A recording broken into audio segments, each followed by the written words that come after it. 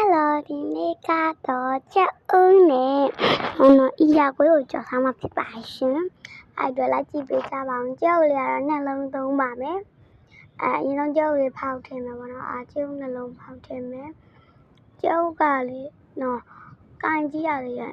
လက်နဲ့ကိုင်တာကျတော့လက်ဆေးပြီးသွားပါပြီရှင်။နော်တမျိုးထင်နေမှာဆိုလို့ပြီးလို့ရှင်ကိုယ်မှာရှိတယ်အချိုပေါ့နော်နိုးမောင်လည်းထည့်ရပါတယ်နိုးမောင်မထည့်ချင်လည်း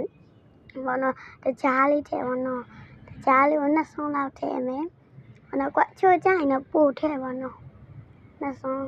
ပြီးရင်တော့တကြားကြီးပျော်သွားတယ်မှွေပေးပါမယ်ရှင်မှွေမယ်အရောင်ကြီးပြောင်းလာပြီပေါ့နော်မှွေလိုက်ပါမယ်မှွေမယ်မှွေရပေါ့နော်မှွေလေမှွေနဲ့ရက်ကြည့်ရတော့ဘာရလာမှလည်းမရှိဘူးလို့ချိုးလို့သေးတယ်ဆိုပြီးတော့ထပ်ထည့်မယ်ဆိုပြီးတော့ပေါ့နော်ချိုးလေးထပ်ထည့်ဖို့မယ်ပေါ့နော်တကြားတော့လေအချိုးရမ်းကြိုက်တဲ့သူတွေထွက်ဆွန်းလောက်ပဲထည့်ချိုးရမ်းကြိုက်တဲ့သူတွေထည့်ပေါ့နော်ကျမတို့2ဆွန်းထည့်ပါတယ်ခုနကလက်ကြီးနဲ့နိုင်တာပိတ်ရစိတ်တင်မှုပါကျမလက်ထက်ပြက်စိတ်ပါလာလို့နဲ့ပြန်မွေပြီးတော့ကြာခွေးပပလေးလီထားပါတယ်ညှက်ထားပါတယ်ရှင်အဲ့ဒါလေးတို့ထည့်လိုက်ပါထည့်ပြီးတော့မွေတာနှမ်းဆန်အောင်မွေပေးလိုက်ပါရှင်ခါလိုလေးမွေပေးလိုက်ပါတော့ဘိုင်းမှာဇွန်းကြီးရှိလဲဇွန်းကြီးလေးမွေကျမတို့ကတော့ဇွန်းနေကုန်မှာစိုးလို့ပါဒါလေးကြော်ပြီးသွားပါပြီစားကြပါအောင်ရှင်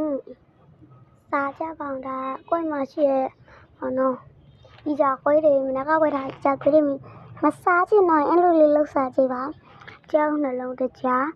ဘောနော်ဝယ်မှာကြံနေကြခွေးရှိအောင်လည်းအလေးစားရပါတယ်ရှင်ပြီးတော့လေငါးမုတ်ကြောက်လေးလည်းရှိရပါတော့ငါးမုတ်ကြောက်လေးပြပါမယ်ငါးမုတ်ကြောက်ဆို